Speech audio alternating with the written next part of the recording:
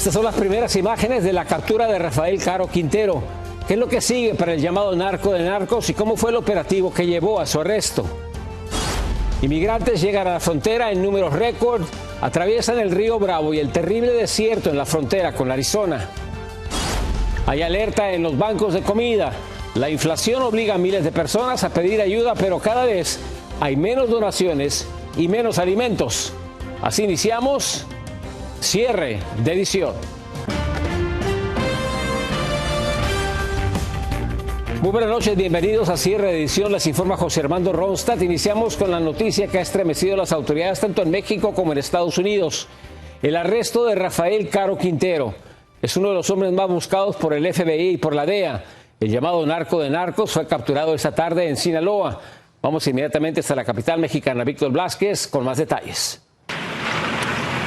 Estas son las primeras imágenes de la captura del llamado narco de narcos. A Rafael Caro Quintero se le puede ver vestido de azul con cinturón negro, una chamarra tipo cazadora café, agarrado por dos elementos de la Secretaría Armada de México con fusiles de asalto, mientras él pide agua.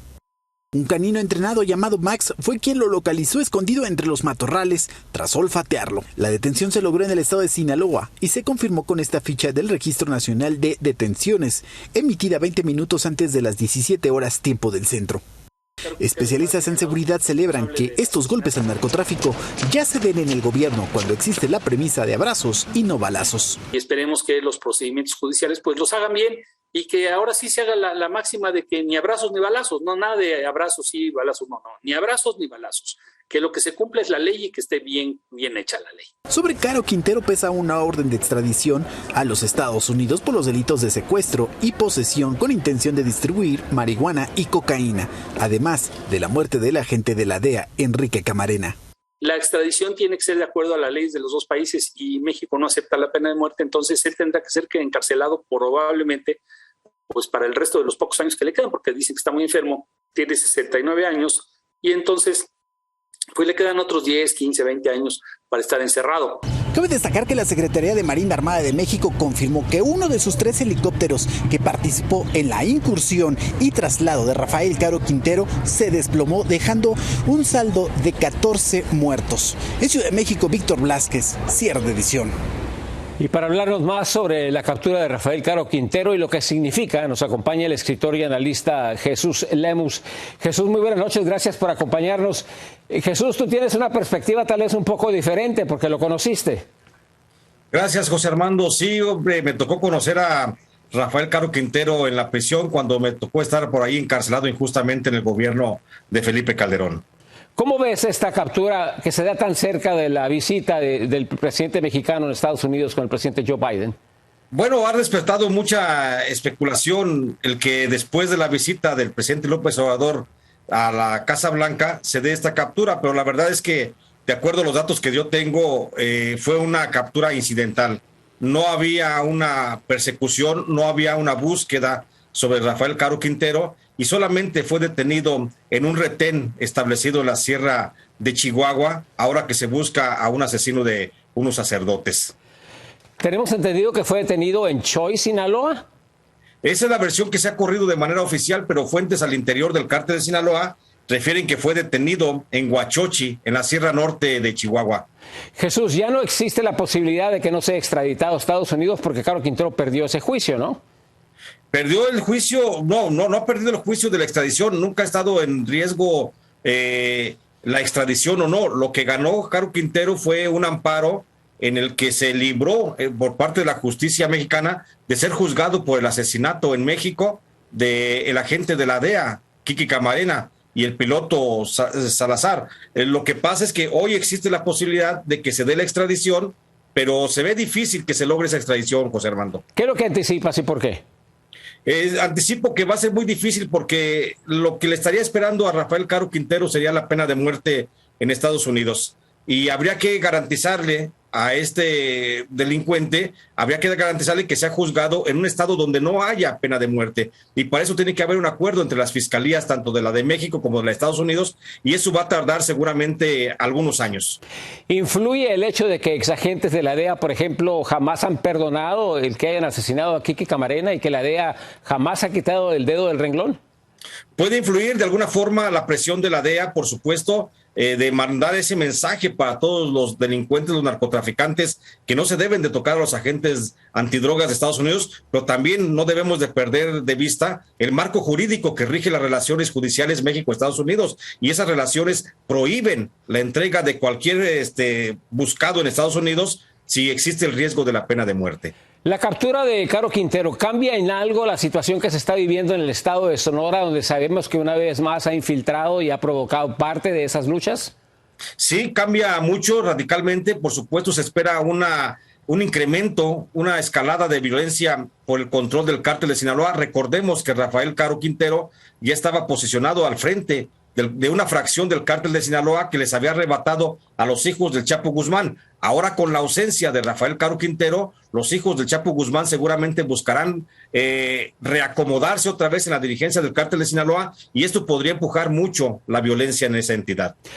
Brevemente, Jesús, tú que conoces más de esto, la captura de Caro Quintero, ¿a qué se debe? ¿Se debe a un plan preorganizado de una búsqueda intensa o es que alguien lo entrega? No, la captura es un acto fortuito. Rafael Caro se descuidó en su seguridad, bajó de su guarida en la que estaba en la sierra, caminó algunos caminos que estaban vigilados por la Guardia Nacional, por la Marina y el Ejército, y fue capturado. De hecho, existe la versión de que los 5 marinos que lo detuvieron inicialmente ni siquiera sabían a quién estaban deteniendo. Hasta después, cuando se niegan y el chofer de Rafael Caro Quintero ofrece un soborno a los guardias, es cuando comienzan a ver, y es una fotografía en el teléfono celular que le mandan a un superior, la que establece que es Rafael Caro el detenido. No había una orden, José Armando, no había un operativo de búsqueda sobre este narcotraficante desde el 2013 libre. Muy bien, una última pregunta brevemente, ¿a dónde lo van a llevar? ¿Dónde va a ser encarcelado? Hay dos posibilidades. Puede llegar al penal de máxima seguridad de Almoloya en el Estado de México, donde ya estuvo alguna vez recluido, y por propia seguridad podría no ser eso, porque así lo establece el protocolo. Entonces le queda la otra opción de estar cerca de Estados Unidos para los trámites de extradición, que podría ser una cárcel en el estado de Chihuahua, cárcel federal. Muy bien, muchísimas gracias por tu magnífica participación en Cierre Edición. Muy buenas noches. Gracias, buenas noches, José Armando.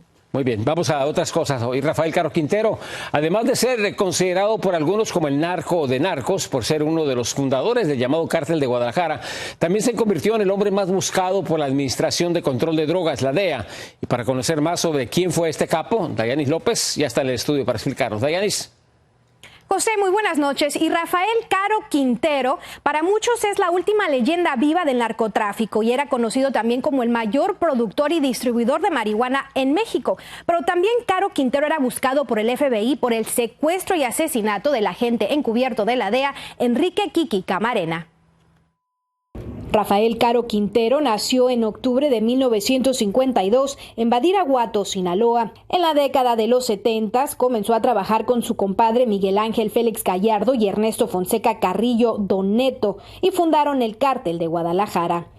Para principios de los 80, esta poderosa organización del crimen organizado se convierte en el principal proveedor de heroína, cocaína y marihuana de México a los Estados Unidos.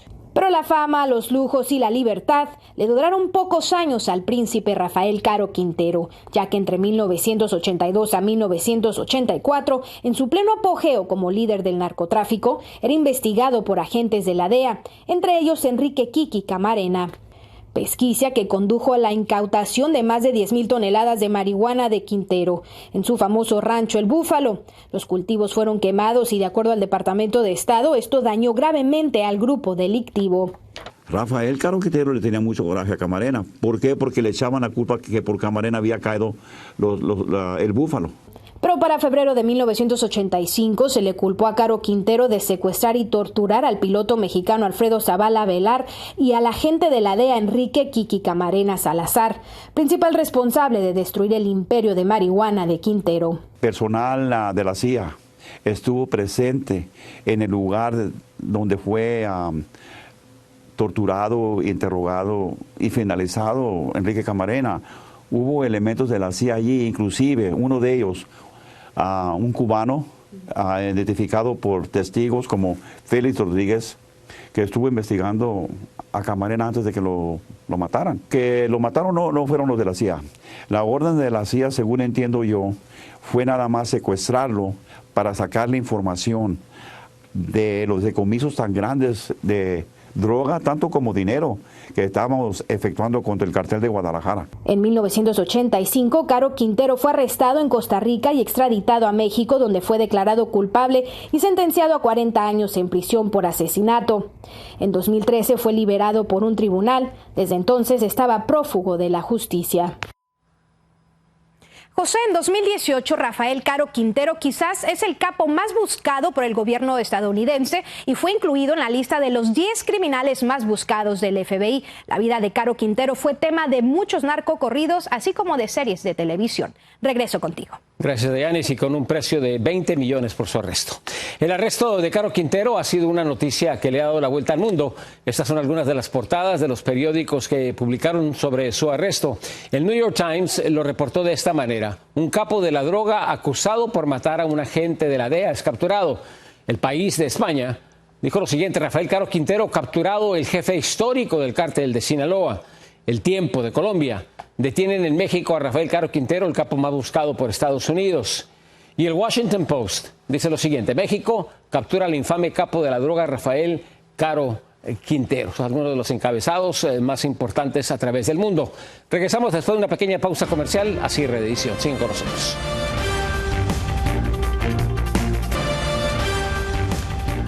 En otras noticias, el presidente Joe Biden llegó hoy a Arabia Saudita en medio de serios cuestionamientos. El primer mandatario estadounidense se había expresado duramente en contra del gobierno por la muerte de un periodista del Washington Post. Alfredo Miranda desde Washington nos explica. Tras su controversial visita a Arabia Saudita, el presidente Joe Biden no pudo evitar una ola de críticas por reunirse con el príncipe bin Salman, quien, según los servicios de inteligencia de Estados Unidos, ordenó la muerte del periodista Jamal Khashoggi, columnista del Washington Post, crítico del régimen saudita. Esta fue claramente una afrenta, un insulto a la familia de Jamal Khashoggi y de otros periodistas, defensores de derechos humanos que fueron arrestados, a todas las víctimas de las constantes violaciones de derechos humanos, a prisioneros políticos y un insulto a los estadounidenses. Tras haberse conocido el 2019 que el príncipe saudita Mohammed bin Salman había ordenado su ejecución y Khashoggi fuera descuartizado en la embajada saudí en Turquía, Biden reaccionó airadamente condenando al príncipe Salman. Khashoggi fue en efecto asesinado y descuartizado por orden del príncipe. Quiero dejar claro, de hecho ya no les vamos a vender armas de guerra. Haremos que paguen el precio por el asesinato y se vean como los parias que son. Sin embargo, la visita de hoy envía un mensaje exactamente opuesto. Expertos aseguran que el simbolismo de la visita es elocuente. Lo que el príncipe Salman quería era algo simbólico. Se trataba de simbolismo. Él quería la legitimidad de reunirse cara a cara con el presidente de Estados Unidos y lucir normal. Y lo hizo. Biden, cuestionado por la prensa tras la reunión, dijo haber hablado del tema. Con respecto al asesinato de Khashoggi, toqué el tema al principio de la reunión, dejando claro lo que pensé en su momento y lo que pienso ahora. Fui claro y directo, dejando en claro mi punto de vista. La novia de Jamal Khashoggi publicó una parodia en Twitter sobre lo que habría publicado hoy el periodista. Presidente, ¿esa es la rendición de cuentas que prometió por mi asesinato? La sangre de la próxima víctima de bin Salman está en sus manos. El activismo por la paz criticó que el tema de la violación de los derechos humanos que comete el régimen saudí y la guerra que conduce contra Yemen no hayan sido parte de la discusión. Un país que está cometiendo guerra durante 7 años contra un pueblo tan pobre como la gente de Yemen. Él no va a poder unir al mundo en contra de Rusia mientras tenga una política tan contradictoria. Sin duda, el caso Khashoggi ensombreció el resultado de la visita de Biden, aun cuando anunciara varias áreas de cooperación destinadas a mejorar la relación bilateral. Desde Washington, Alfredo Miranda, cierre de edición. La frontera vuelve a vivir una oleada de inmigrantes que llegan por cientos. Llegan cada día. Ni el río Bravo ni el peligroso desierto los detienen su objetivo por llegar a Estados Unidos. En Yuma, Arizona, se encuentra nuestra corresponsal Silvia Sánchez con la siguiente historia. Son miles de familias migrantes los que están cruzando la frontera. Roma, Texas, uno de los sitios donde más cruzan. Arizona no se queda atrás. En las últimas horas nuestras cámaras fueron testigos del éxodo de inmigrantes que buscan asilo. Por trabajar y lo mejor para ellas.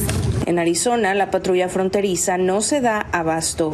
La oscuridad de la noche es el tiempo perfecto para que los coyotes crucen el mayor número posible de personas, que se promedian en 1,000 diarios, solo por esta área. Riesgo que se corre, pero ya estamos aquí. Comenzar como debe ser, trabajar. La situación se agrava con el pasar del tiempo. Y es que autoridades hacen todo lo posible por atender a todos, pero siguen llegando, superando así 1.700.000 inmigrantes a nivel nacional. En estas imágenes de Texas se puede ver cientos de personas detenidas. La patrulla fronteriza enfatiza que la frontera no está abierta. Pero en realidad, aquí en Estados Unidos tenemos leyes migratorias que tenemos que respetar. Los rostros inocentes de estos niños no conocen de fronteras y afrontan con valentía al enfrentarse a los riesgos de la inmigración.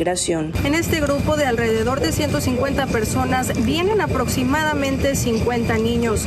Muchos de ellos vienen deshidratados en condiciones críticas y algunos de ellos, entre lágrimas, nos platicaron su travesía. Que fue difícil. Pasar el río y la caminada. ¿A quién dejaste que extrañas? Mi abuela. ¿Qué te dijo tu abuelita? Y me quería mucho y que pronto nos veríamos. Desde Yuma, Silvia Sánchez, cierre de edición. Después de una pausa comercial, los invitamos a que sigan con cierre de edición. Miles de personas buscan ayuda para obtener alimentos. La inflación los obliga a acudir a bancos de comida. Regresamos.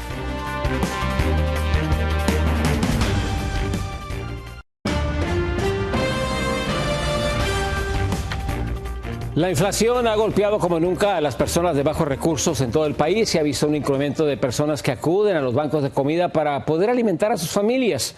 En Nueva York, Ángela González nos habla de esta situación.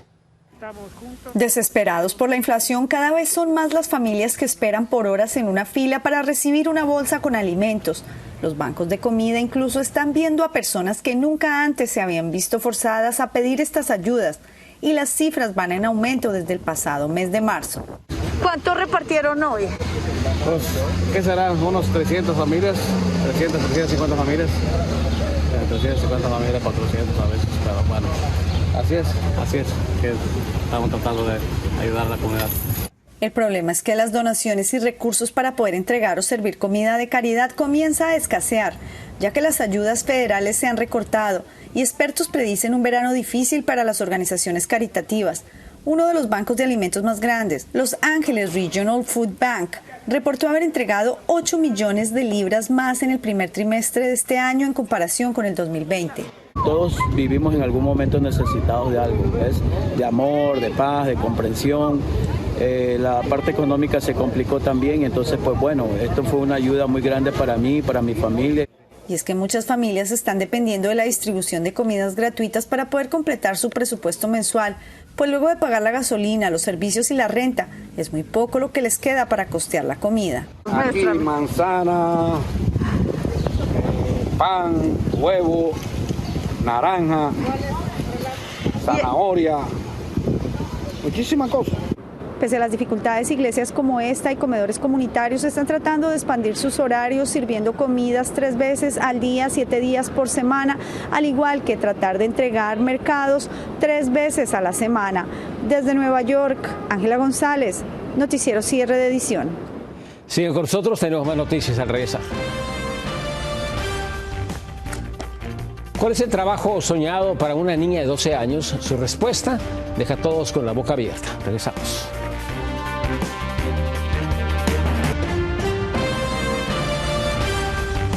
En Bolivia escuché lo que le contestó una niña de 12 años a una periodista que le preguntó que sí que quería ser de grande.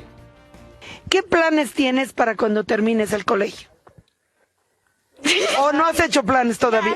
Así lo que le digo a mi mamá es ser psicóloga, pero lo que en verdad quiero, así sinceramente voy a decir, quiero ser narco. ¿Qué quieres ser? Narco. Lo dicho por adolescente conmocionó al país y a la misma reportera, que dijo que esa es la cultura que se está creando al difundirse los lujos con los que viven esos delincuentes. Activistas criticaron a quienes se rieron de la respuesta de la joven como si se tratase de algo divertido, pero que en realidad es algo muy serio y muy grave.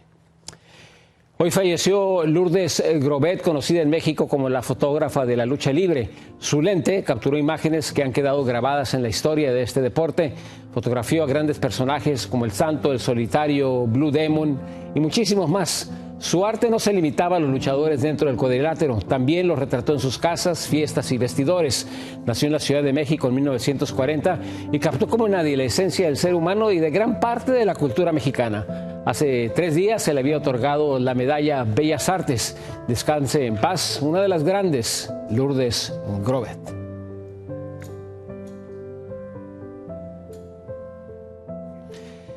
Muchas gracias por acompañarnos. Feliz fin de semana. Esperamos contar con su sintonía el próximo lunes. Yo soy José Armando Ronstadt. Muy buenas noches.